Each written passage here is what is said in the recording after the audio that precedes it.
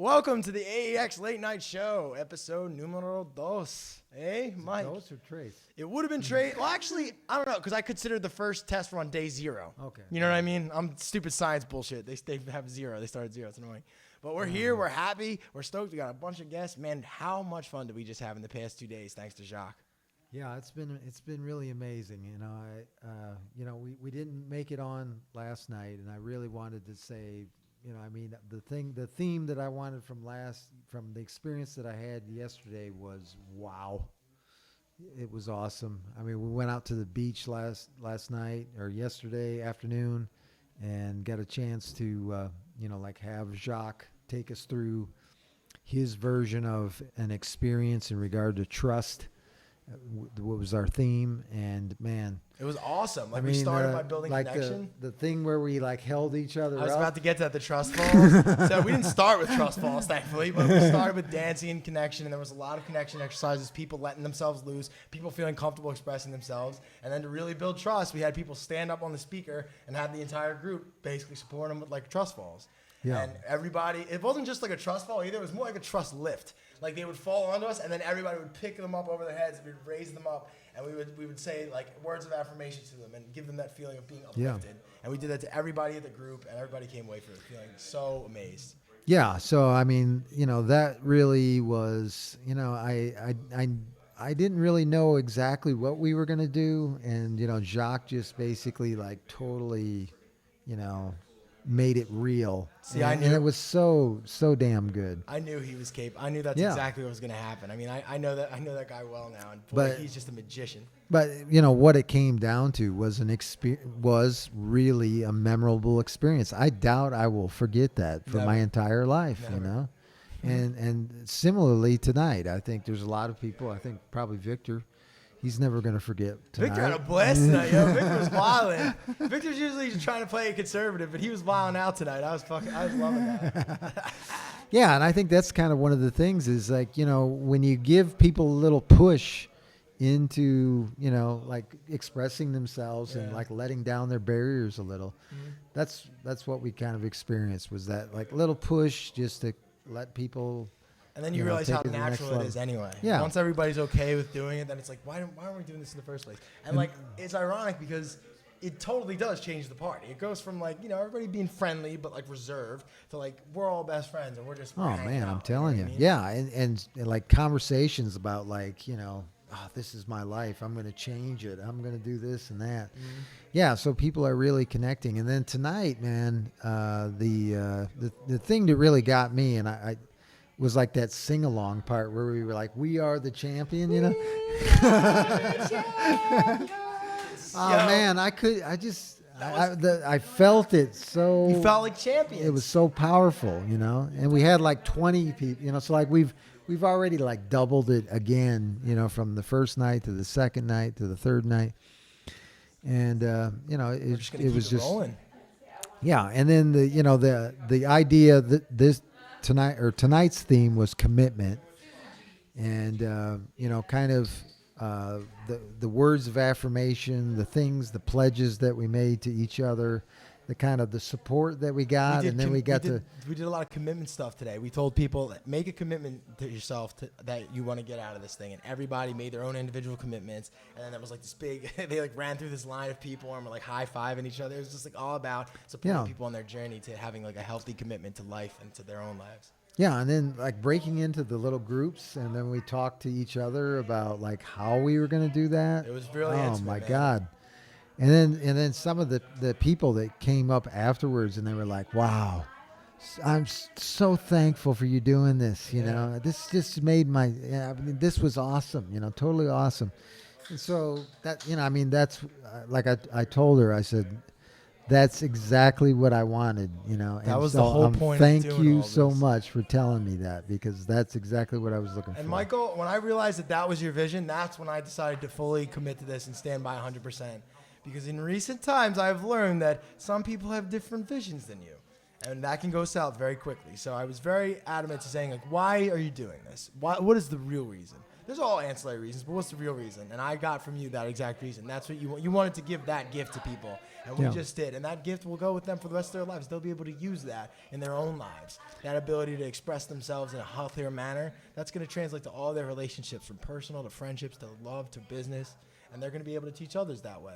Well, and I think, I'm hoping that we've already set the tone for the interactions that people have here at Acapulco for the next, for the rest of the 10 days, because we've got 10 or 20 or 30 people that have kind of already experienced like a little bit more of a deeper connection. And when they talk to people, they're going to talk to them at a much deeper level. They're going to ask them a little bit more difficult questions. And we've already kind of explored, trust and commitment. And those are two words that are probably going to come up in a lot of conversations over the next 10, 15 days. Yeah. And that's kind of what, that's the word of mouth that I want to get out to the rest of this group, and then to the larger community that's out there that couldn't make it. Yeah. I want them to realize that that's what we're doing. And, that's those kind of experiences you can't see on TV. You can't experience on TV. You got to actually be here. You have to be in the energetic fields of the humans who you're connecting with. Yeah. Otherwise, it's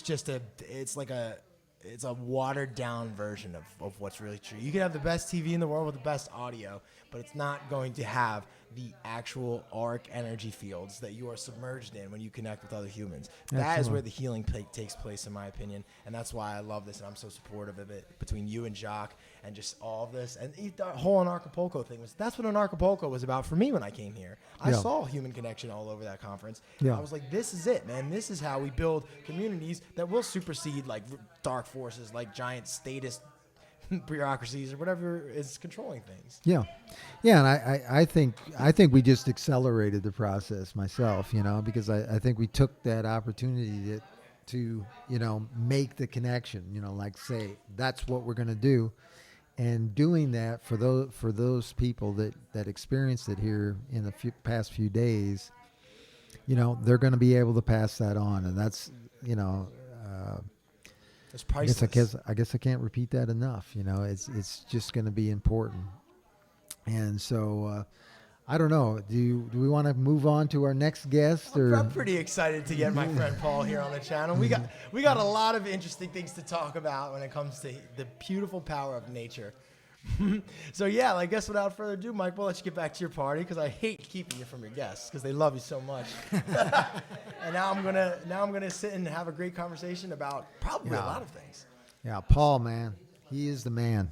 So Paul, let's welcome to get the show. Paul in here. Welcome to AEX Late Night. Have a seat, my friend.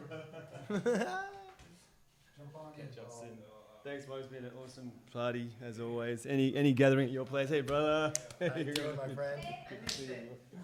Dude, as soon as you walked in, I was like, who is this light being just smile? You're good. All that's fine. It's all set up. Yeah. I'm like, who is this light being coming in here with this backpack full of like the most nutritious foods, just smiling and whipping up smoothies for everybody?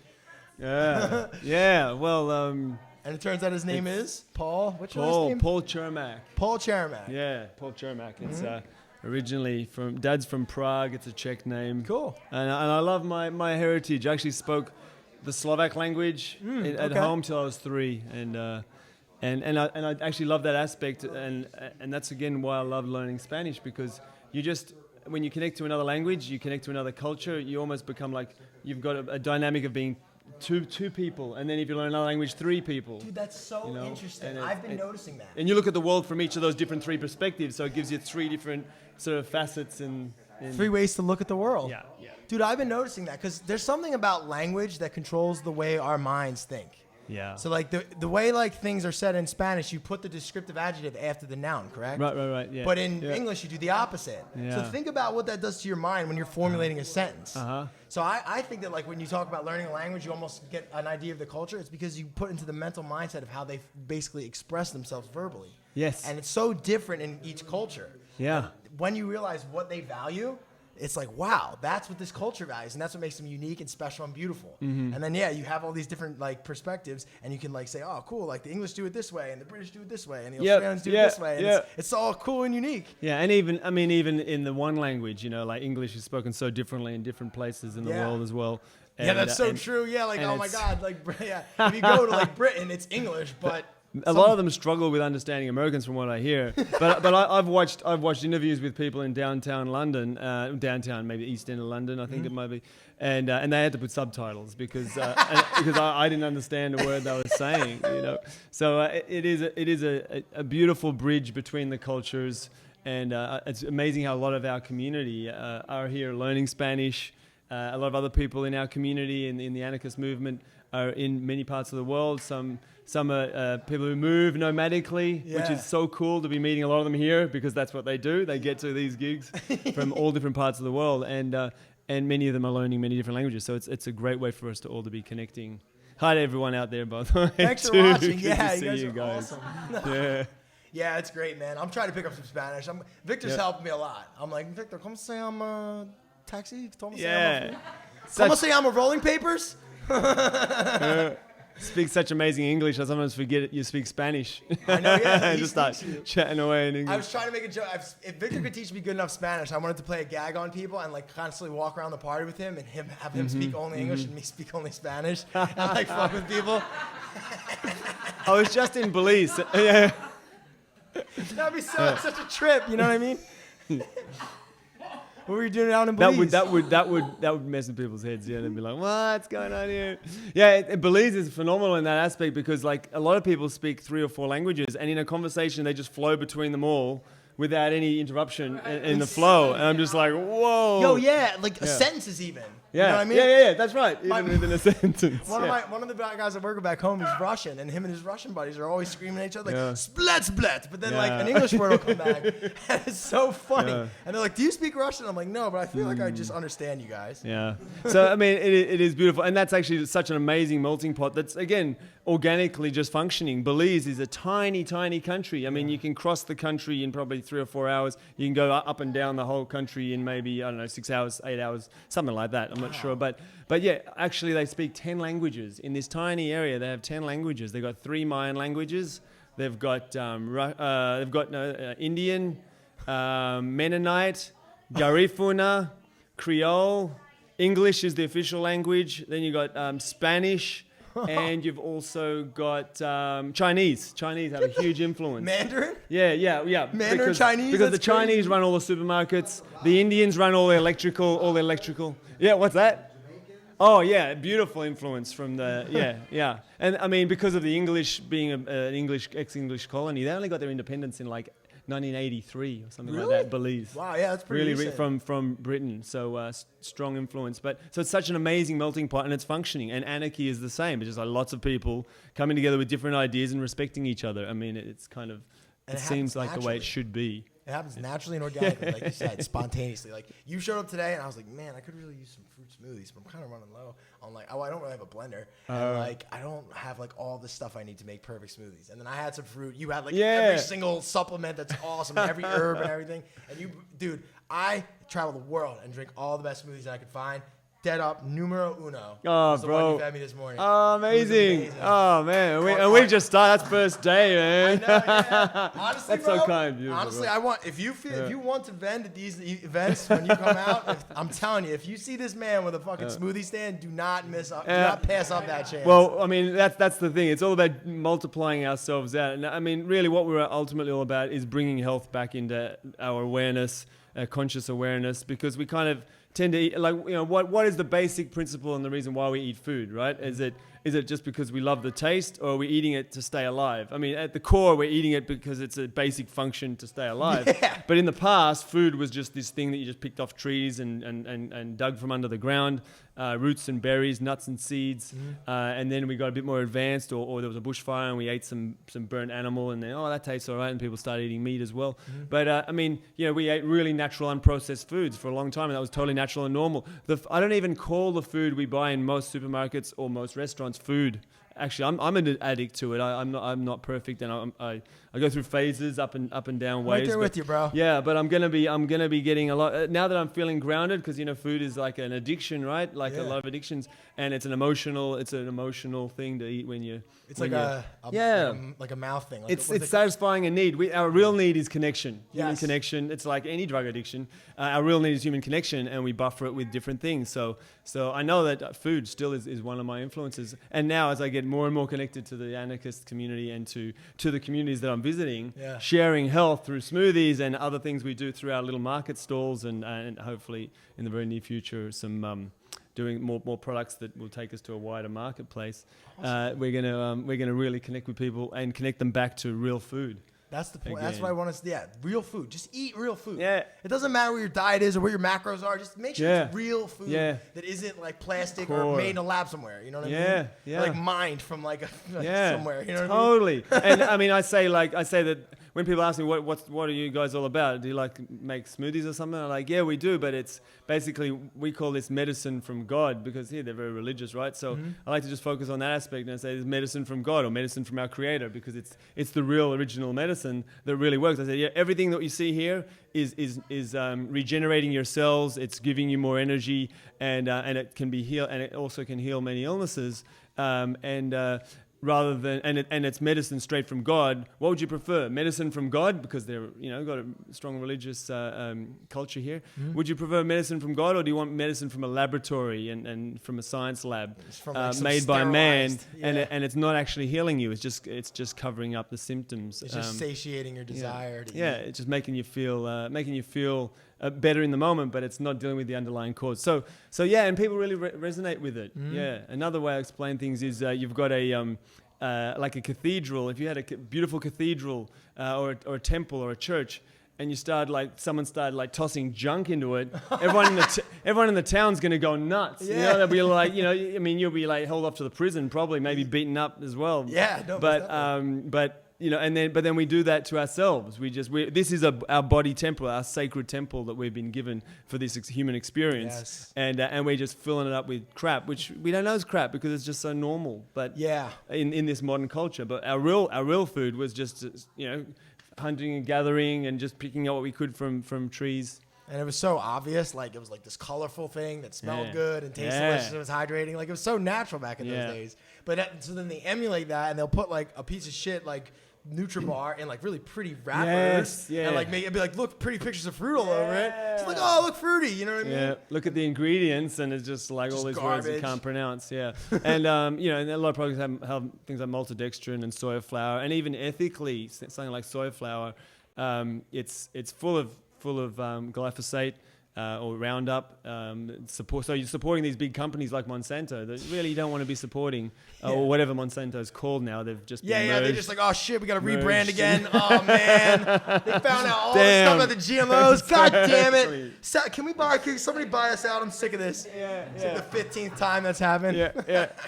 It's like Prozac went from something for mental problems or emotional trauma to being used as for menstrual cramps. It was like they're just relabeling. Oh, we'll use it for that as well. Yeah, just rebadge things, and that stuff's full of lithium or something. I'm sure it's not real good. Yeah, we had a whole discussion about that. So right. So soy flour, and soy, and soy is in nearly everything, and soy sauce even. And if it's not organically or ethically sourced, so my big thing is ethically sourced wherever possible. Often it's not that easy, but they're spraying these crops with so many chemicals, and it's damaging the farmers who do the spraying. It's damaging the villages nearby, because the overspray hits villages. Damages the soil causing deformity in babies. I mean, soy has a huge impact, and the monocultures all around the world. Large tracts of Argentina have been destroyed by soy, and it's damaged communities. So when we're eating it, we're supporting that to some degree. So it's just nice to be aware, not beat ourselves up about it, or get depressed. Yeah, but start moving. That could be like a trap that people fall into. Then it's every time they have to chastise themselves. Don't make it like that. But just understand that we're trying to move towards this more conscious way of living, and little baby steps can add up after a while. Exactly, you know what I mean? And that's exactly what works. The baby steps, one by one, incremental small changes add up to huge change later down the line. Yeah, exactly. Yeah, so Beautiful, dude. You have so much good joy to share. Do you live in Mexico now currently? Yeah, I've been here for 1 year. I came for the last Acapulco, so just over a year. Well, exactly a year, really. Yeah. Wow, that Spot would on make a year.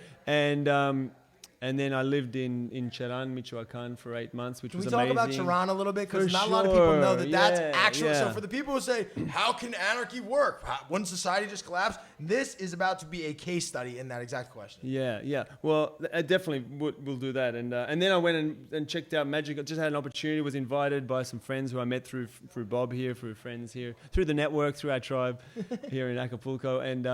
And then connected with an amazing guy who then gave me an opportunity to leave Cheron for the winter months, which were freezing. It goes down to 0 degrees Celsius, which is freezing point. And I love warm weather. I actually love the coast. But I've spent 3 months now around Tepoztlan, Cuernavaca. That's where we kind of refined our smoothie making little mini franchise that will be an awesome way to spread our message of freedom, anarchy, and health. Mm-hmm. We can set up these stalls anywhere. If I can set it up where I set it up in the barrios, in the suburbs, in the burbs of Cuernavaca, I like this. Not on the tourist map, that's for sure. Yeah. But just a really typical town in Mexico, there's lots of potential. But I do want to just mention, personally, I'm mostly vegan, and I don't push the vegan. Yeah, right. I got invited to a lot of family homes in Cheron, and it's pure meat eating there, and then they're like, why? And you're always invited to dinner. Yeah. So I'll have like the caldo or the stew without the meat, but the meat's been cooked in it, So I can't say I'm technically a full vegan, and that's cool. I like to say I'm a sinning vegan. It's a very anarchist way. You can be a sinner. You can be a sinner and still be a Christian. I can be a sinner and still be a vegan. I like that. Yeah, I like that. I can be a sinner and be a Catholic. So I sinned. I'm no longer a Catholic. No. Okay. Yeah. I sinned and I'm no longer a vegan because it's not a cult, right? It's not a cult. Exactly. It's a guide. It's a path that you can choose to walk towards or walk along. And sometimes you might fall off the path, but you jump back on.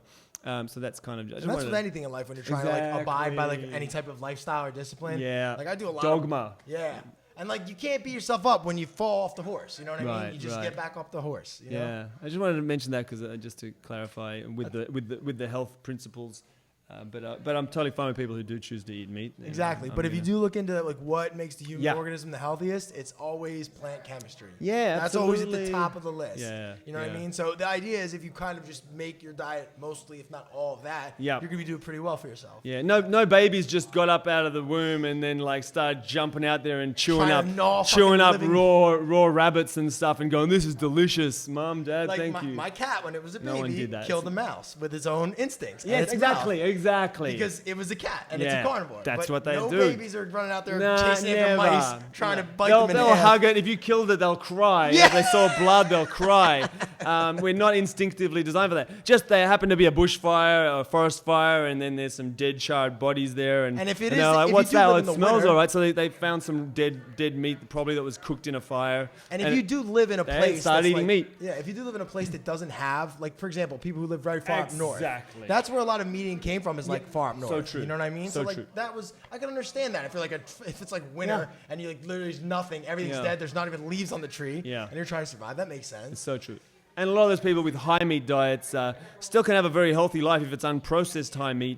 But they can have a healthy life, but they will degenerate. They will age and probably pass away, have a shorter lifespan, basically. The chemistry of animal foods is just more complex. Mm-hmm. And when I say more complex, significantly more complex. The colors. Yeah. And it's just very difficult for the human organism to digest it. You know what I mean? Mm-hmm. I mean, listen, your body will do anything it can to keep you alive. You can get in car accidents. Michael knows all about that. Oh. Not recently, I hope. No, good. Depends on what you define recently. Oh, wow. But the idea is, no matter what you do to your body, it's always going to, love you and try to heal you. Yeah, you know what I mean? It's so magical. Yeah, you gotta love yourself. So just reciprocate love this. This a beautiful temple that I was gifted.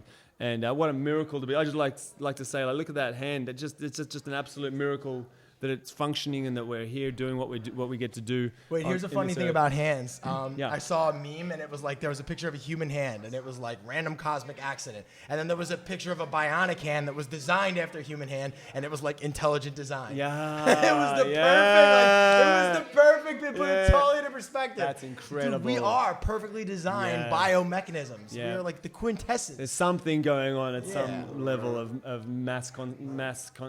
consciousness. There's a creative force in nature. Creative consciousness out there, So Cheron, I mean, of course, I'd already been researching, based on my love and passion of freedom, towns that, after just seeing these things coming up about Mexico and these vigilante groups was what I was kind of researching because I didn't know any other terms. Vigilante groups, Mexico, and seeing how these towns were kind of going up against organized crime cartels and what have you, and corruption and taking over parts of towns or whole towns. I'm like, whoa, this is wild. And one of the videos showed a group, a posse, let's call it, a group of people in a Mexican town. I'm not sure where it was, but they basically got a checkpoint for cars coming through, just like police do, checkpoints for DUI or alcohol tests and what have you, drug tests these days. And they stopped a police van. And they made the police officer hand over his identification.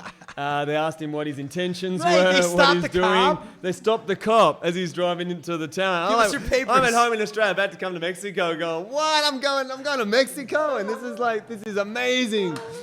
And then they actually made him wait while they inspected the car and opened the car up and searched his vehicle. And the cop was just respectful and watching as he was being searched and investigated. Dude, that is the world I one day want to live in, where every city is like that. Yeah. You come in with your badge and your authority. Hold on, this is our community. So before we start fucking everything up, let's just make sure we're cool and you're not going to harm anybody. Yeah, and you guys have the reputation for harming people around here. So we're going to make sure we check you out carefully before you're welcome in our town. So they were also looking inside the vehicle to make sure that they weren't smuggling through any organized crime members. That was actually one of the reasons they mentioned. Yeah, because the police are so interlinked. I know, it's so crazy. So it was like, we're gonna stop all the bad guys. Sure you are. You're gonna team up with them.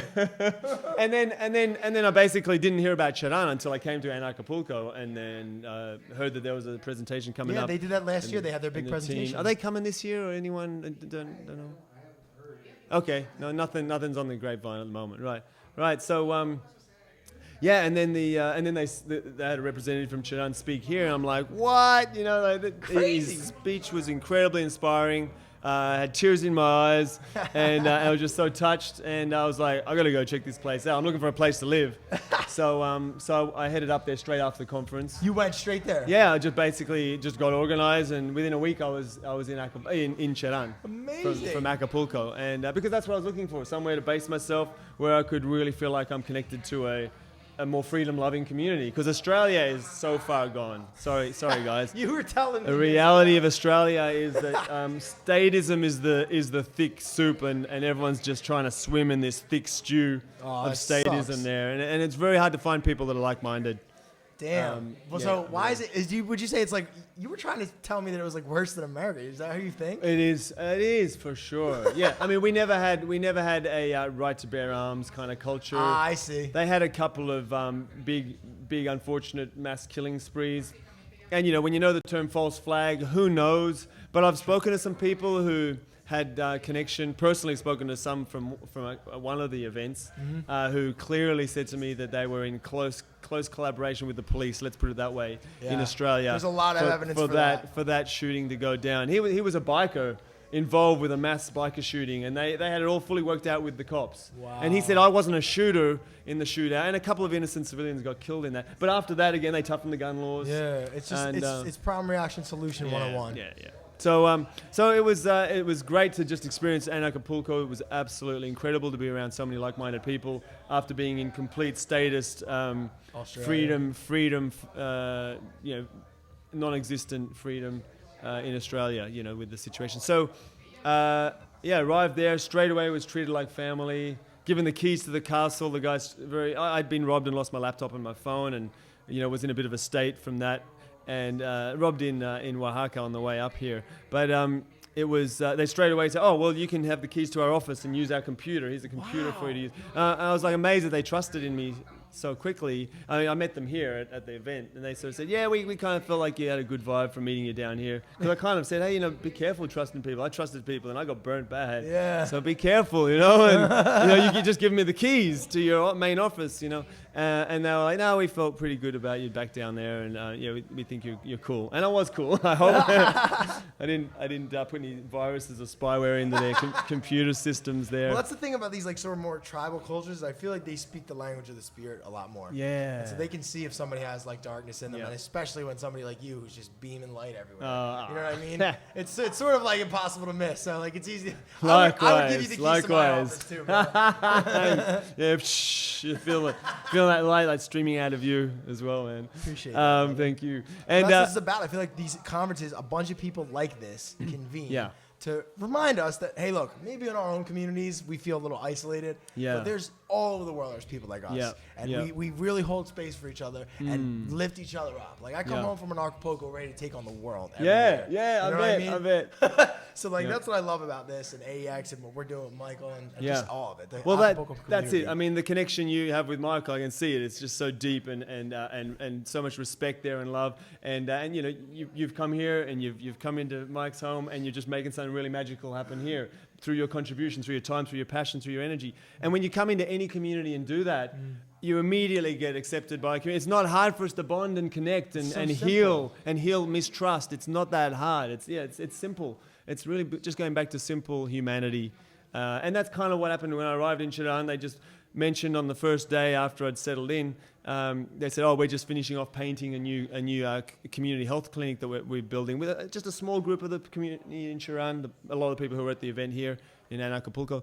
And I just said, I've painted a few workshops and factories that I've run with our communities or with my business, and I'm happy to come lend a hand. And it was nothing, for 2 days I was just with a roller and doing some finishing touches. They'd spent months preparing this place and getting it up to scratch. So they put in all this hard work, and just you make that tiny contribution and boom, you're bonded, They just go like, we appreciate. Because they see that's where you come from. You come from a place of giving. And anyone can do that. That's not hard to pick up a paintbrush and help a community and do something, like whatever it may be. We were running around fixing toilets. We were doing all sorts of fun stuff. Yeah, it's a metaphor. You can be fixing anything or doing anything that is contributing and giving your time to a community, and it makes all the difference. So I mean, just to give you a real nutshell summary, I mean, 8 years plus now probably closer to 9 years of self-rule through their autonomous government system and through their autonomous security systems.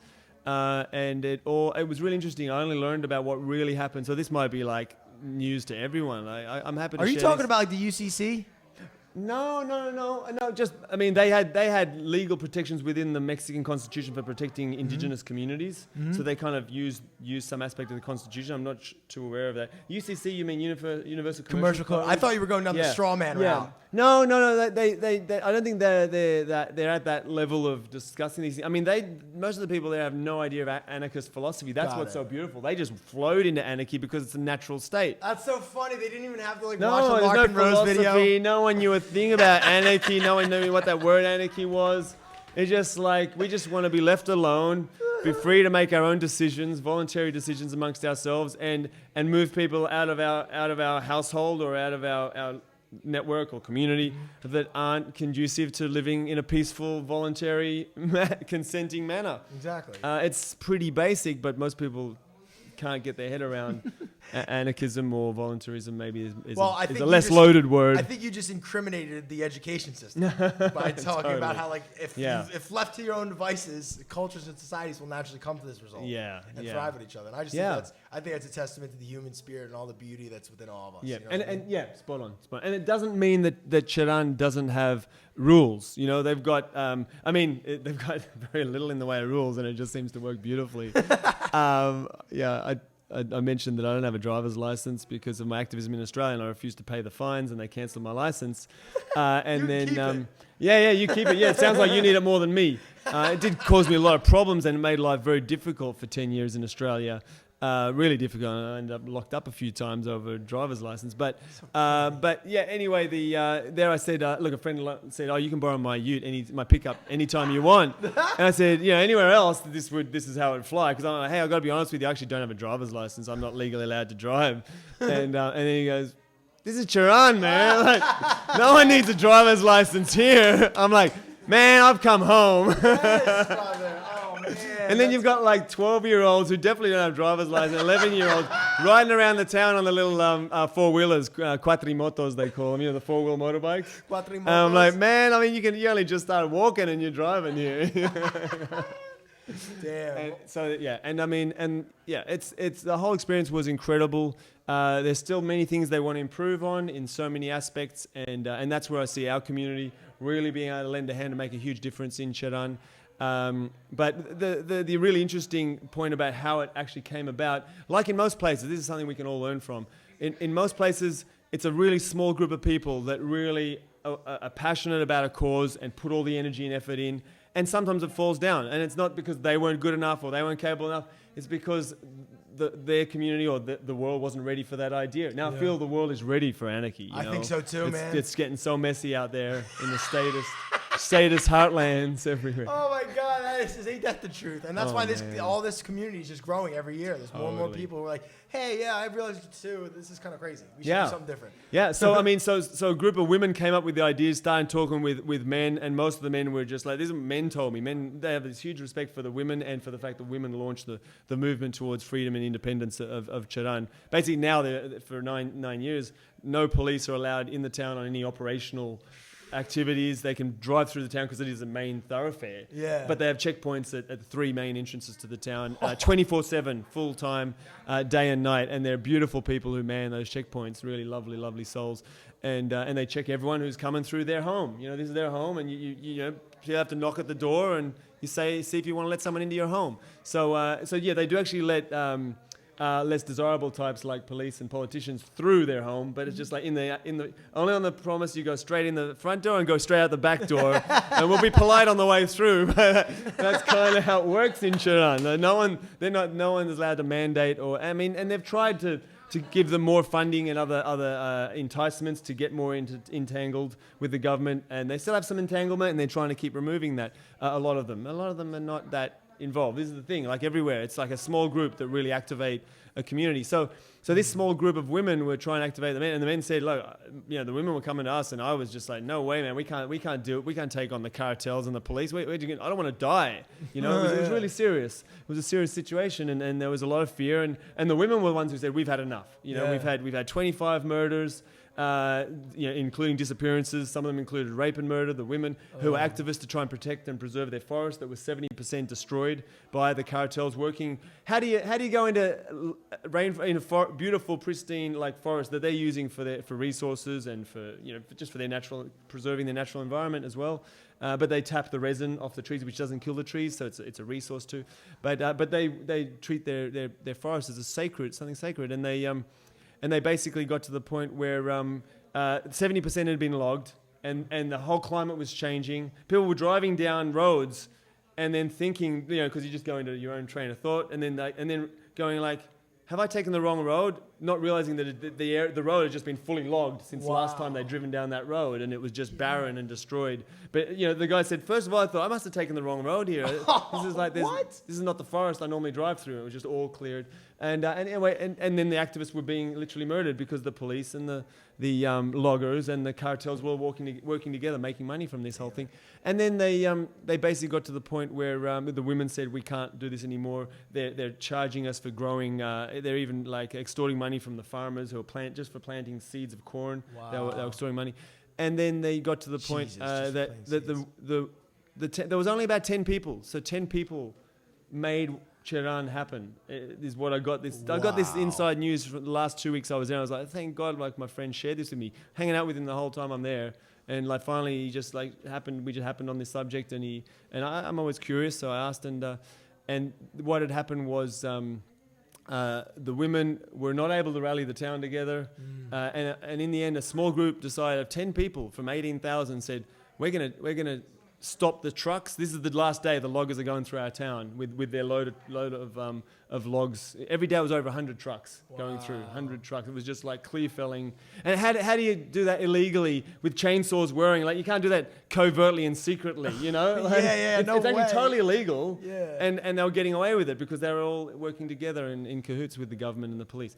But yeah, they actually arrested, citizens arrest. So it was a group, I don't know the exact numbers, but it was around 10 mixed women and men.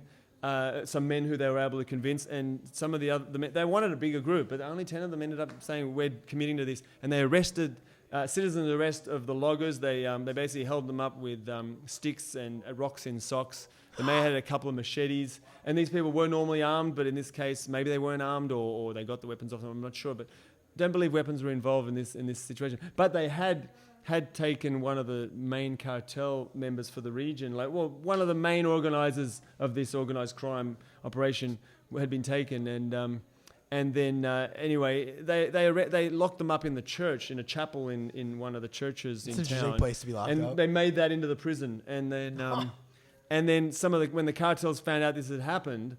And they burned their trucks. They said, these trucks are not coming through our town again. They burnt them, got rid of the trucks so they couldn't drive them again. Yeah. I mean, they were pretty upset, by what they'd gone through. Yeah, exactly. Yeah. I support that entirely. My God, yeah. Stand up for yourself, yeah. man. And there's a lot of respect for the people who launched this movement, and especially the people who lost their lives in the build-up. So then they basically the cartels had gotten wind that they had these people trapped in the chapel in the church. And they went down to the police station, asked the police or told the police, because who's the boss, I don't know, but they got the police uniforms on, the police guns, and went up to say, we're the police, we're here to take away the prisoners. Like, good on you for catching them or whatever, to try and save their mates. But of course, the people in the town know who the local police are, and straight away saw them come into the chapel and realized that they weren't really real police, and they launched rockets, because they had no guns. They launched rockets at them, which they have lots of because they always have parties with them. The rockets they launch. And they make them the fireworks. Yeah, fireworks rockets. So they launched 2 rockets, and they hit one guy in the chest and one guy and another one in his leg. And one of them got off a shot and shot one of the gentlemen that I know in town. Got shot straight through the eye, and it came out the back of his head. Oh. And it was only because of that event that the whole town rose up, because of him being shot. Wow. Which I didn't know that until my last couple of weeks there. Wow. This gentleman who has the biggest smile, he's had 4 children, he survived. His sister was working as the... Survived a headshot? He survived a headshot. He's lost sight in one eye, and he's gone through a lot of hell for the last 9 years. What a champ. But yeah, and he went into the hospital, and his brother-in-law was explaining to me that... and I'd catch up with these guys every few days, and he just had the biggest smile, and always brought tears and emotion to my eye, like how we often complain about things, and he's there with this huge smile while he's in pain, while he's got cramps, and his body doesn't function properly. He can't talk anymore. He could talk at first. But anyway, so this is the kind of sacrifice some people have made for all of us, really. Yeah. This is for all of us. And that's just one story, but that was for all of us too, because now we've got this inspirational example of Cheron that we can all learn from. Yeah, and that is a motherfucking case study. You know what I mean? Totally, like, man. Straight up, actual theory and practice. This is how it works. Yeah. And you know what? It might be scary, it might be hard, but if you come together, it's possible. Yeah, and that was very, very much spontaneous. They weren't very organized. See, again, we're here and we can organize, and we've had a lot of time. We've still got time, but it's time to make some moves. I'm right there with you, my friend. Damn, Paul, you are such a beacon of light and information. I'm so glad that we were able to share your wisdom with the rest of the world. Oh, beautiful. Thank you so much. Man. Is there anything else you want to share before we leave? No, that's pretty much it. But just get involved in any way you can in your communities. Just get involved with sharing a message of peace, freedom. If you haven't looked into Anarchy, look into Anarchy voluntarism.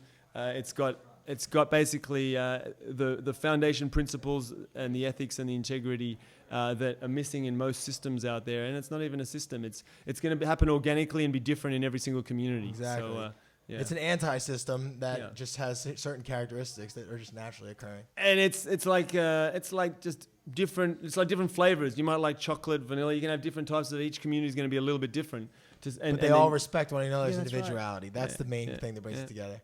Paul, you're the man, bro. Thanks, brother. We're going to take a 5-minute break, and we'll be right back. I have another surprising guest. Stay tuned.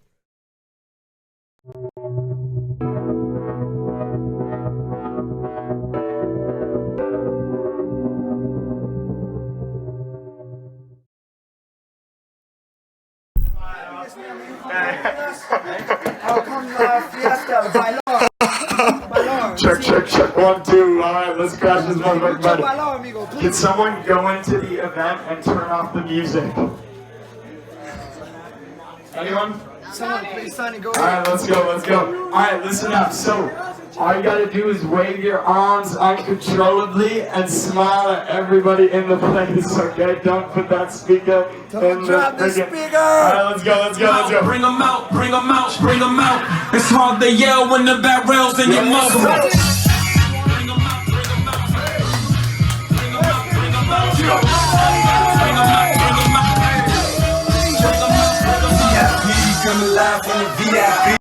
Heard the nightlife, lost life, what I need. Home fit, in the state, wanna see my need. The whole city got blizzard, he got three. That's a nigga gotta hit me, shout it, he not out. Who's that city on fire soon as he got free? The king back now. Hold on, you know how to act now. Niggas blue strippers getting naked, boy. Can't still ballin', money stacks all the shack now. Still push a button and let the come on the road, doing shows through the back down. Mississippi, the city, Albuquerque, the chat town. Got the crowd yelling.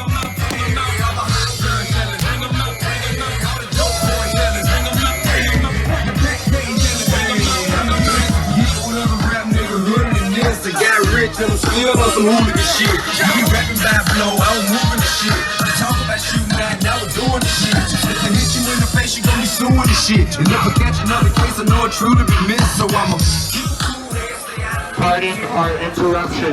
We will now leave the premise.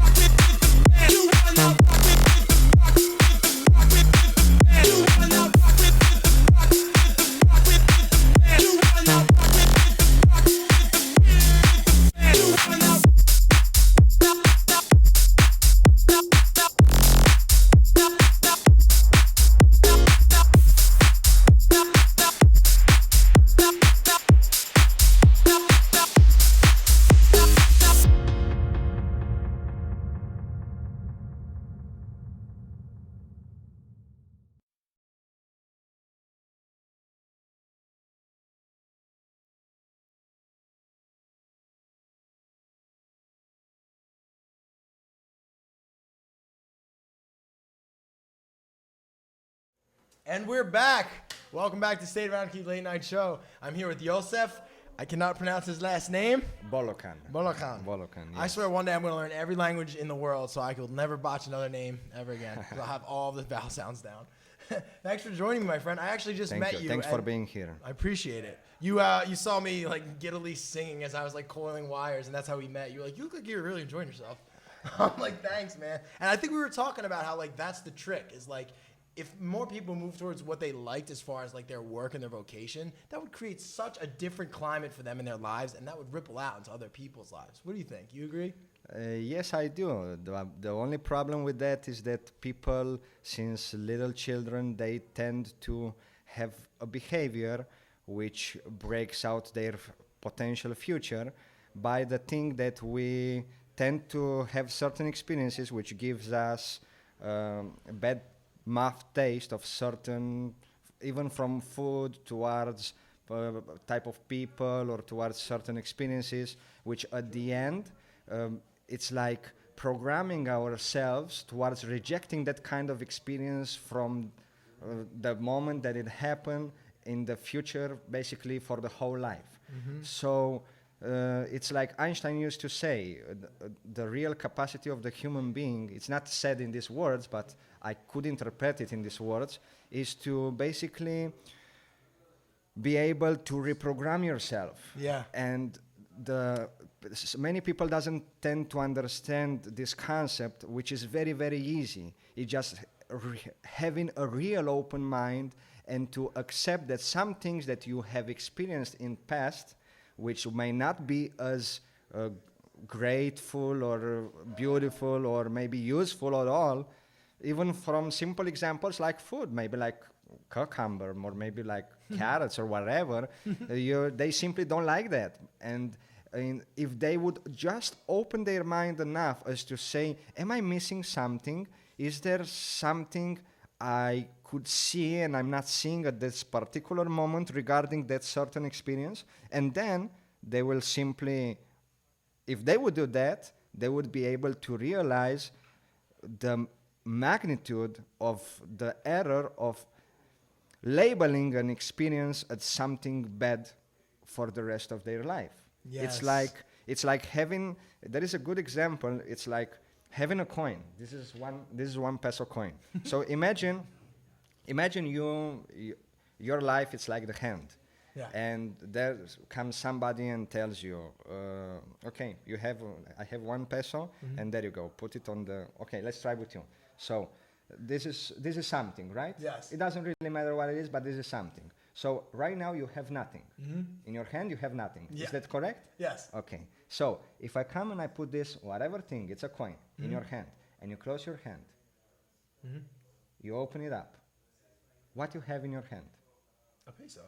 A peso. This is something. Yes. But if you have this peso and you're attached to that peso, that's all you have. I see. So how will you be able to receive from the cosmos, from the universe, whatever it might bring If you? my hands, I don't want anybody to take my peso. When you're trying to give me Basically. 100 pesos. Exactly. And I'm Maybe like, somebody no. maybe somebody wants to give you 1 million, but you won't be able to receive it Because you're holding because you on have to your ways. one. That's the perfect analogy. And this could be, yeah, exactly. You could compare this to ideas, emotions, ways of life, decisions, diets. These are all things like you're holding on to the way it is and you're so attached to your comfort zone and so stuck in it that you're refusing more pesos, Exactly. which is just more life. This is very, very useful in life, but there is one problem with that. That by itself doesn't give, it's like a recipe. It's like you want to prepare some, let's say, enchiladas, right? Mexican food, enchiladas. Delicious. And if you want to prepare enchiladas, but you don't put the sauce, there are no enchiladas. So basically, this is very, very important and very useful, but it requires something else. It's not only being able to open yourself towards growth and towards questioning, am I missing something? It's a matter of, when you do that, to be able to, how to name it? When you try to open yourself to go deep within your own roots.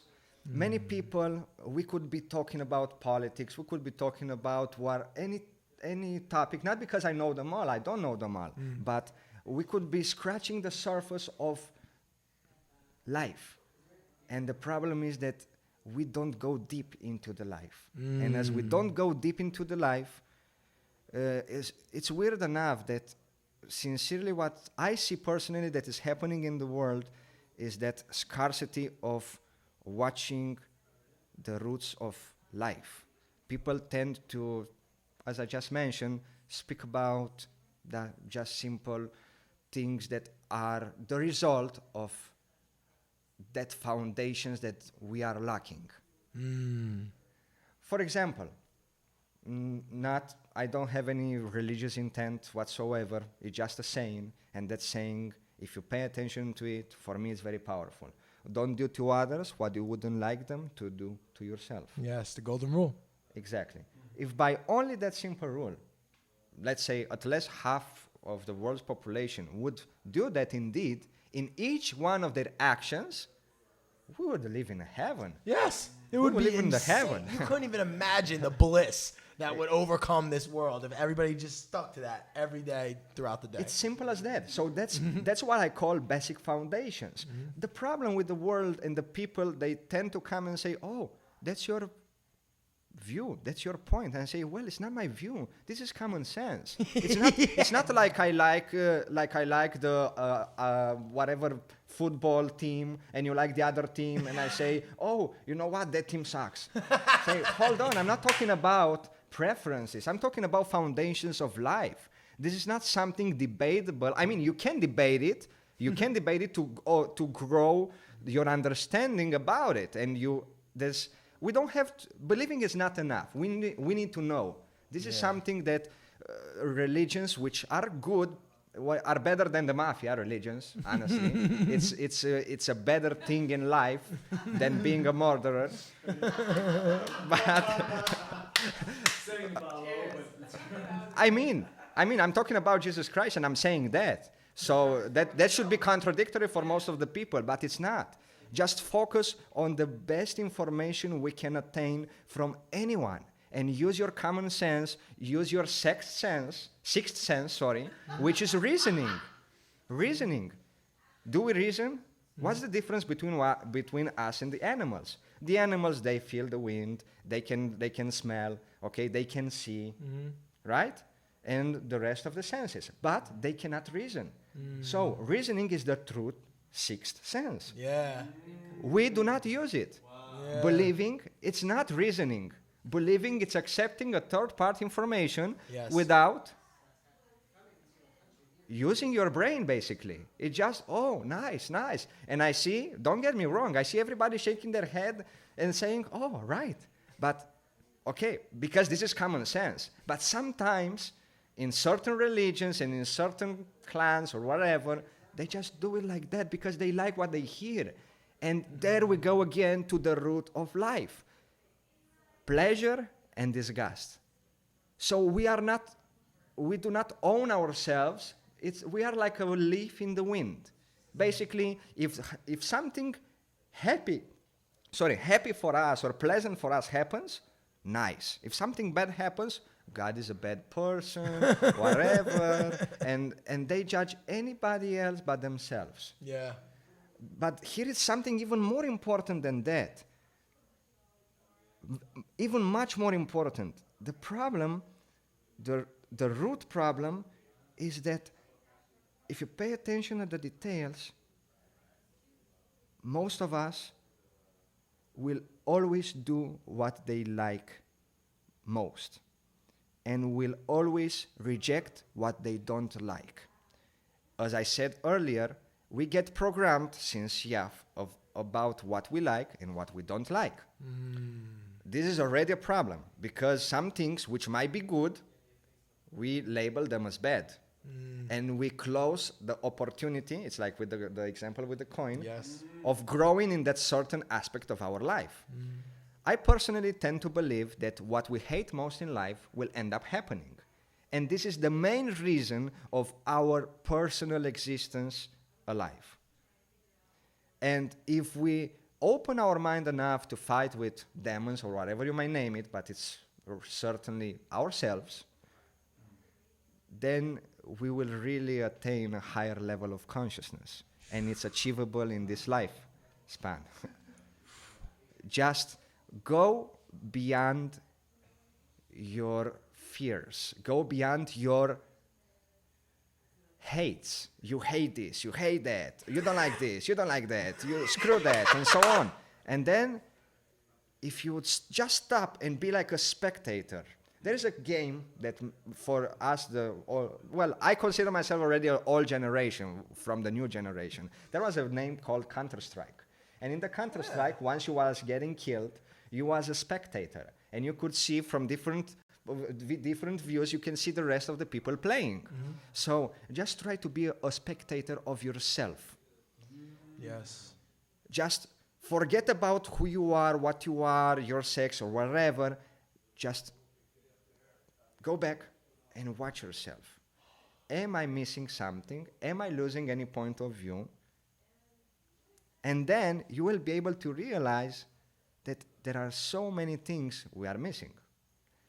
Honestly, many people say, oh, this is too much thinking. It's going to damage you. It's going to make you crazy. And I say, if this is being crazy, then being an animal is normal. Being an animal is normal, and we all should be animals. In my personal view, I might be very rude or very whatever. There are very few real human beings in this world. And I myself, I think I'm in the first letter of the ambassador of that path. And I guess by the end of this life, I might be accepted as a human being. I'm not considering myself yet as a human being. I'm in process of becoming so. A real human being does that. Don't do to others what you wouldn't like them to do to yourself. That's how you would define a human? And love the other like you love yourself. Beautiful. How can you love the other if you don't love yourself? I preach that all day long. Like people who get in relationships when they have all this trauma and they haven't achieved true self-love. That is, if you can love yourself, then that means you have infinite love within you. And that means no matter how many lovers you have or whatever it is, you can give it to them in like magnitudes beyond anything because you've achieved it in the deepest level you can because it goes infinitely. You find out every day new ways to love yourself if you really look for it. And you keep that path going. You love that person, but I feel like what's even better is you show them how to love themselves by example. And that's the gift that you give them on top of your love for them that really makes them love you back. Sounds good. Yeah. There is only a problem with that. You know what's the problem? I love this guy. What's the problem? The problem is that we tend to enrich our qualities and to ignore our weaknesses. Yes. Let me tell you something. If we really love ourselves, why we eat so much garbage? I agree. Well, I completely He just said about that. He was just talking about the importance of eating healthy. Yeah. Our body is our temple. We're born in it, and when we're gone, we're dead. We cannot live anymore in this world. Okay? So basically, this is our temple. How do we take care of it? Do we exercise enough? Do we stretch enough? Exactly. Do we drink enough water? Do we try our best to get informed how can we eat really healthy? Because we think we eat healthy, but how healthy do we really eat? Let's be honest. My mom was, I eat healthy, and then like, oh, I just got my gallbladder removed. I don't know why. Well, it's half and half. The way I was talking with him earlier as well, it's emotions with food. You can eat the best food in the world. If you're a negative person and you focus... destroy your body. Man, the world is already such a fucked up place. Sorry to say that. Yeah. If we would focus on negativity all the time, the world is already a messed up place. The best we can do is to focus on the most positive things. Yes. Oh. Dude. Sincerely. Absolutely. Sincerely. But he's an actualized philosopher. He's like somebody who understands the philosophy and then he's like, okay, let's apply it, like in life. But the action. deal is to work it, because many people just, okay, it's beautiful, that's nice. We're not seeing a movie, it's not a telenovela. We need to go on practice. We need to put our ass to work. Hey, fucking man, dude. Yes. You know, that's the deal. And well, some people, they are just too comfortable. And really, for God's sake, we are very resistant. We are so resistant, it's unbelievable. Because you can see it in the negative way and to say, no, that's a mediocre. He doesn't want to change. He will never change. He will die like that. But if you see it in the positive way, you look at that guy and say, that guy is not happy the way it is. It's not happy. And yet, he has not taken the decision to change. It's so resistant to that mess, to that bad life or bad habits he's having, if you would name them habits, and he's not he doesn't, he didn't decided yet to make the real change. Yes. These people is resistant, man. I look at them and I say, wow, how can you take so many hits without saying that's enough? To decide to just, it's like jumping in the pool, touch the ground with force and go up. Yes. We are swimming underneath the water, you know? We are swimming underneath the water and we are very resistant. We're almost touching the floor, but we don't decide to touch it and to just go up. Yes. And to decide to evolve. That's the thing.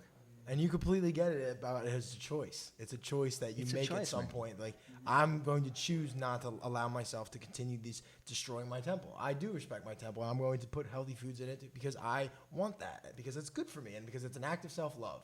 And then you keep on doing that and you realize, hey, this is actually super good for me and it makes me stronger. And it helps me teach other people how to do it too and makes them stronger. And together, we come together as like strong, loving, yeah. Paul's going nuts right now. I love it. Okay, but if you would just see ourselves as every thought, every action, everything we eat, and everything we speak, which would be action, as food, we would do whatever makes us feel better. But focus on that. Betterment doesn't necessarily mean healthy in this case, if we would talk about food and actions as well. So that's where wisdom comes. And wisdom, it's only attainable through self-understanding. Yes. And self-understanding, it's a decision. Yes. It's a decision to seek. You can try to understand your kid, you can try to understand your wife, you can try to understand whatever. You see, before we wasn't in such a big mess. Right now, in order to have a marriage, it's a hassle, man. It's so hard to have a marriage. It's hard. It's hard, bro. It's really hard. I commend my friends. Imagine. So, basically, we got to a point where sociably accepted, you can do anything. And everybody has a voice, which is good. But the problem is that while you have a voice, you are constantly bombarded with garbage information, which makes your voice be poisoned. You see, that's the problem. And now, if you focus, there are millions of radio stations, billions of movies, and most of them talk about the surface, which is good. There is people who needs the surface. But after you have the surface, what else is it there? Is the surface enough? I mean, you can decide whatever you want in your life, and if surface is enough, it's like saying, okay, you're a baby boy, 4 years old, you're in the kindergarten, and you feel comfortable over there. You cannot judge him and say, okay, just don't screw everybody else, screw yourself, and it's okay, live like that. But don't promote it. Because if you're promoting something bad, you're not improving the world. No, you're doing the exact opposite. Exactly. Yeah. So responsible speech is very important. It's very important. And do we do that? I know a lot of people who certainly don't. Exactly. I know a lot of people with thousands of followers who really don't. You know what I mean? Yeah. It's true. I think that's such a key point. Like, make sure that if you're gonna go out there and say something, like, and talk put less it out there. and speak better. Yes.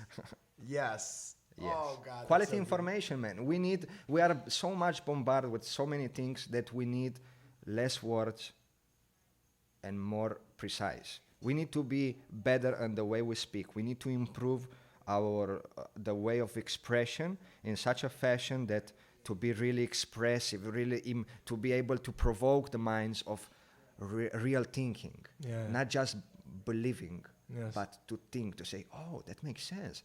And if this is that, what about that? And then questioning, keep questioning. Never stop questioning. I mean, when you sleep, you don't question, you dream. But you can dream about your questions.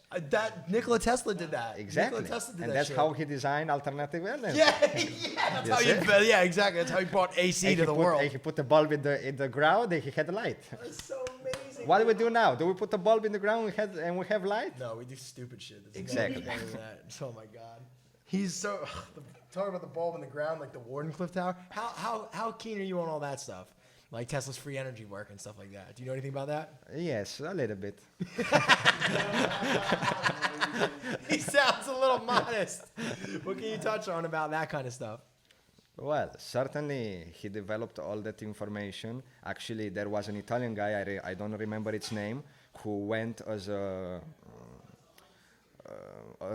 to study. Basically, Nikola Tesla was the master and he was the student. He went as a student, an Italian guy, and he seen the invention of the radio. He steal it. He went to Italy. Yeah.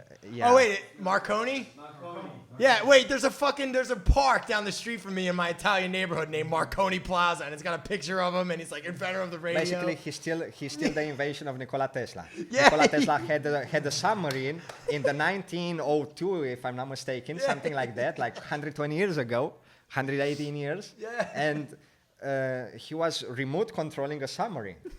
And that guy was watching, he took all the information, he went back to Italy, and he became a legend. Yeah, he got a And he got if you ask anybody about Nikola Tesla, maybe one out of 10 people, generally speaking, knows about. Very now it's few. more often, thanks to the internet and to people who started to share the reality of what happened, you know.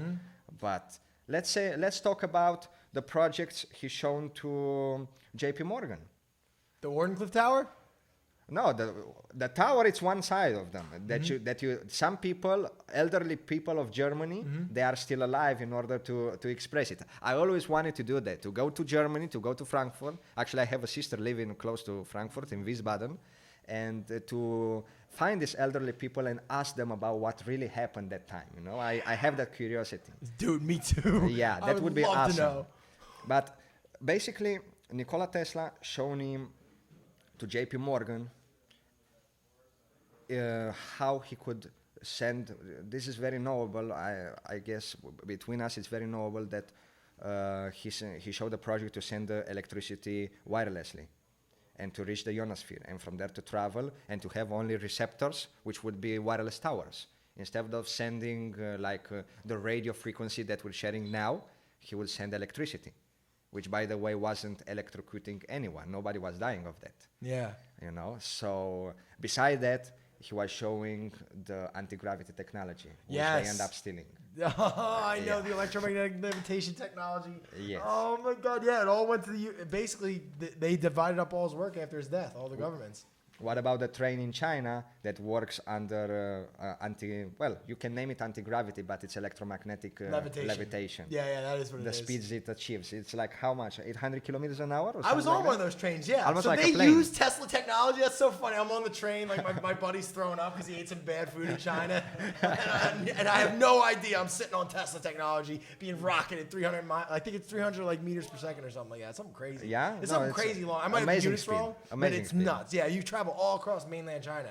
Like we were just taking trains from like Beijing, which is like the north end of like the east side in the center, straight down. It was like 3-hour rides. I'm like, dude, I just traversed this entire country. It's massive. Okay, so that's a great example. We have this technology today, but if you pay attention, we get scraps of that real technology. Oh, I know. So basically, they keep everything for themselves in order to have power, just in case something bad will happen, in case we will gather together and start to understand that the only thing we need in the world is peace. And we all need peace. We all need peace. If we would all have peace, we won't disturb anyone. Yes, exactly. It's so simple. We all need peace. So it's like why you have your neighbor as an enemy if he only needs peace?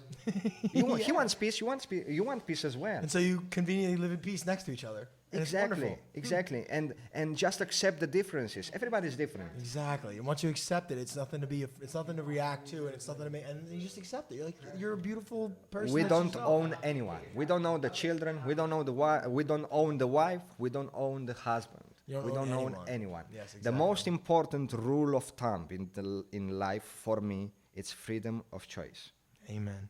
Freedom of choice. Free will. Allow people to take decisions always and always when they won't damage the integrity of other people. That freedom of choice, it's unlimited. It is unlimited. The only limitation, if you want to call it a limitation, would be to have common sense. Exactly. And make sure it doesn't affect anyone else. The problem is that the common sense disappeared. Well, I believe it was forcibly eradicated by Basically. education systems. Yes. That's the whole point of that. You know what I mean? Yeah. Why the fuck do you think they gotta get you when you're young? Because it's easy to get kids when they're young. They can't like fight back intellectually against what they're being told. They just accept it like a sponge. That's the point. And what we're doing, we get drunk with so much information that it's so hard to grasp. It's like there are little diamonds in a grass field. And you have to run the whole grass field, which seems infinite, in order to find that little diamonds. It's too heavy. It's too much of a hassle. And because of our lifestyle, because of the way we eat, because we are so busy, the only thing we want to do when we get home is relax. And this is not relaxation for most of the people. That's why I could say we're a fucked up society. That's the reason why. That's the reason why. We need energy. We need energy to dedicate to that. Yes. Not only time, energy. And Vitality, life when force. we eat garbage, our energy is driven away. It's literally down the tubes. You fall asleep. Exactly. You go to bed. So, and when you eat garbage, it tastes good. So if you go back to the foundations, you follow what I just said on the beginning of the talk, is that we do things that makes us happy. And when we do things that doesn't make us happy, we do them for money. And say, okay, I have the money, and the money will make me happy. Because with the money, I go to the cinema. With the money, I go and buy a whatever car, right? To not make advertisement to any car. So, so whatever, all right? Yeah. The thing is, back to the foundations. What's the problem? We focus on things that don't really matter. Exactly. Money, it's a commodity. Yes, it's like a very minor function of like. It's a piece of paper that you give value to. Yes. And we allow the big people like David Rockefeller. It's already gone. He's dead, but he's one of the founders, if I'm not mistaken. I guess so, of the Federal Reserve. Yes. What they do? They print money out of thin air, and we break our bones working for that money. Yeah. Does that sound fair? That's the most ridiculous scam In the a world. civilized world, are we a civilized world allowing that to happen? Well, that's the thing. Nobody knows it's happening, or at least not enough people know it's Well, happening. we all should know, and that's the information we should share. Exactly. I Exactly. couldn't agree more. And that's what we're doing here, man. That's what Acapulco is about. That's what AEX is about. That's what the show's about. That's why everybody's up in here doing this shit. And that's why you came on the show and just dropped fucking knowledge, bro. I got a question. Where did you come up with all this knowledge, man? What's your background? Where did you get this? I'm a common human being like anybody else. Isn't that so significant? It's just another you out there. Exactly. That's all it is. Not a big difference. You just nothing. made the choice, right? Yeah, it's just decide what you want in your life and go for it. It's have a plan. I mean, not really a plan because I don't know how to make a plan. Just see yourself in the future, how you want to be. What's life about? Okay, if you believe in God, that's a very important topic. Many people, they say they atheist. Okay, if you're an atheist, tell me, a cup of water, if we would be in the desert and we would be able to survive the time you want, billions of years, trillions of years, what's the real possibility of waiting, both of us, in the desert and wait for that cup of water to appear out of nothing? Think about it. No, really, think about it. Yeah, it's ridiculous. That's ridiculous. But yet, some people will come to an answer and say, no, there is a possibility which is 0.1%, okay? And I say, okay, there might be. But what's the other possibility? It's 99.99999 to not happen. Yeah. So if you want to live in the 0.001% mentality, okay, go ahead. But close yourself in the room, put a lock, and please don't share that with anybody else, because I mean, it's good to share it. That's something bad that I'm saying it. It's good to share because we need to see the rain in order to appreciate the sun. And we need to see the sun in order to appreciate the rain. So all this information is useful when you have a correct attitude. Yes. And having the correct attitude, it's a decision. So basically, that's what you need. You don't need a plan. Just have the correct attitude. Yes. And the correct attitude will create the plan itself. Yes, exactly. The correct attitude will throw the plan out and give you a way better plan. You're like halfway through the plan, you're like, oh shit, all this new shit happened. We got a way better thing going on now. You remember what Jackie Chan used to say? What did he used to say? Was it Jackie Chan or what? Or Bruce was Lee. Bruce Lee. I Be knew like it. water. Be like water. Yes, sir. I know that Be like exact water. quote. Be like water, my friends. We don't understand that. Water can crash. We or it imagine can water. flow. Exactly. Adapt to all kind of situations. Exactly. That's the beauty of the human power. So, if a cup by itself, it is not possible to appear out of nothingness. What's the possibility of life to appear suddenly out of What is the possibility of out being of a excited chaos. at the entire everything that you see in your world? And there comes coming the from- question. Yeah. What was the first, the chicken or the egg? I have this conversation so often with people that they tend to say they're scientists, PhD, and so on. And I look at them and I say, isn't your question out of order? It's like asking a 5-year-old children. No, actually, the 5-year-old children. Imagine is your son, and you walk on the street, and he doesn't know what an airplane is, right? And he sees an airplane on the sky, and he asks you, "Hey, Dad, what is that?" And you say, "Well, son, it's an airplane." "Oh, and what is that? How does it work?" Will you start to explain him about that it requires turbocene, that it has some jets, that it needs this kind of design in order?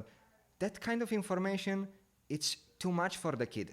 In the first place, he needs to understand what is jet, what is an engine, What is what lift? is turbocene, Yeah. and so on. So basically, that question is out of order. When you make questions too high above, you may have them for a future purpose. But if you're looking for the answer at this particular moment, you will be stuck in the road. And yet there is no traffic. So imagine that. Just close your eyes and imagine that. You're stuck in the road, but there's no traffic. Why you're stuck? Why you're stuck? And the scientists, they're stuck. And I look at them and I say, I can't fucking believe it. Sorry, I don't know if I should say that in the show. I completely agree with you. I completely fucking agree with you. I have the same reaction, and I was just like, no one ever feels that way. It's so awesome. Would you stop in the middle of the street and look around and say, "Oh, I have no answer to that, honestly." Yeah. That's something it's mind-boggling for me. It is. It overcomes my understanding. Well, you do certainly understand a lot, my friend. It has been an absolute pleasure to get to talk to you. Do you have anything else in that amazing brain of yours that you want to share with our audience? Well, basically what I just said is that focus on things that really matter and question what really matters. Yes. When you do these kind of things, life, I could say, if I could put in 3 rules evolution of the self, would be, in the first place, there is reconnaissance, which basically seeing reality as it is, seeing yourself, seeing your issues, seeing your problems, seeing your farts, as it's there comes the saying. And this is the first step. Once you see it, you're already in the road. You're driving. After you see it, it's very important to mentally program yourself. There comes the reprogramming. It's when you change from negative to positive. And when you focus on things that really are important, you start being very selective. Yeah. That's the second step. The third step, it's you don't talk about it anymore. You just do it. Yes. Oh, wow. Yo, if you're watching this, rewind that and play that again. That third one. For real. That is once you just be about it. You don't need to talk about it anymore. You just do it. It's the new you. It's the new you. Exactly. That's it, and that's when you know you made it. When you really don't have to tell anybody about it anymore. Yeah. You don't care about that. Yeah, You don't care about anybody's it's your opinion. relation- Hey, Exactly. you're nice. You're beautiful. You're ugly. Have I asked you how I am? Have I asked you? I haven't. Everybody has defects. Everybody is ugly, and everybody's precious. Yeah. Everybody's beautiful, and everybody's ugly. Everybody's bad and everybody's good. Well, everything, man. With the full Exactly. spectrum. So what? So what? Accept each other and accept yourselves. Live yourself. Live yourself. If you are on the stairs and somebody needs help and you have no force, if you grab that person by the hand and you try to help him to reach a stair upwards, you will not have enough force. And that person might pull you down. Yeah. So sometimes we truly want to help somebody else, but that somebody else is very heavy. And we have to learn to motivate him. We can help him anyways. We can motivate him. If we're damaged, the last thing we can do is to motivate. Because, listen, that's a point. I want to touch that point. Many people of us, we tend to believe, oh, it's hard to give a speech. Oh, it's what an emotion.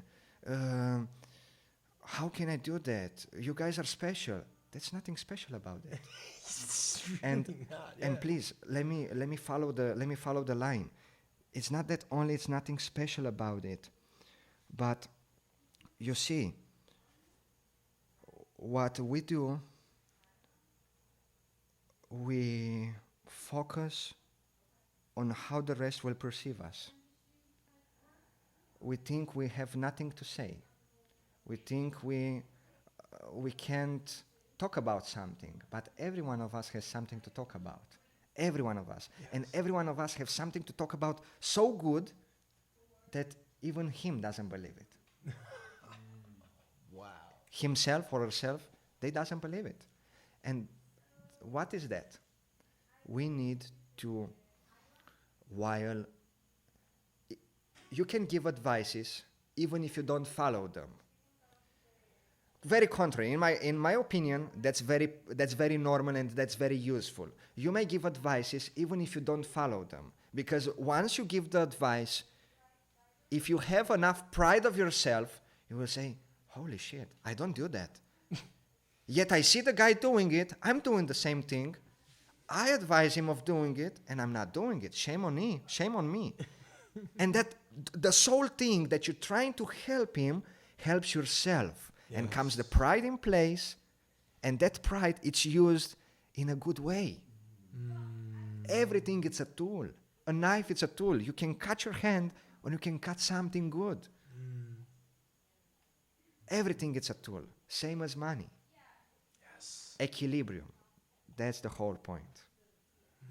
There is one saying with an alcohol brand named Corona, and now they talk about the coronavirus and all this kind of stuff. Corona, they have a saying, todo con medida, which means everything with a measure, or equilibrated. Try to keep an equilibrium in everything, basically. Honestly, is the simplest phrase and the smartest phrase I've seen in my little years on this world. Few years on this world. It's the smartest, the most efficient. And that phrase itself, todo con medida, everything with a measure, just try to remember it more often. Yeah. Only with that. Only with that. If you just remember that, that's enough to start. Yeah. Stay balanced in life. Stay balanced. Yussef, you've been an incredible guest, my friend. You got to bring it in here, dude. Thank you so much for sharing your wisdom with the world. It's an honor. It's an honor to have spoken to you, my friend. Guys, I hope you enjoyed tonight's episode. I know I seriously did. That was awesome. And I can't wait to just keep doing this every night. This is the perfect before bed thing ever. Thanks a lot, guys, and we'll be back next tomorrow. Thank you all.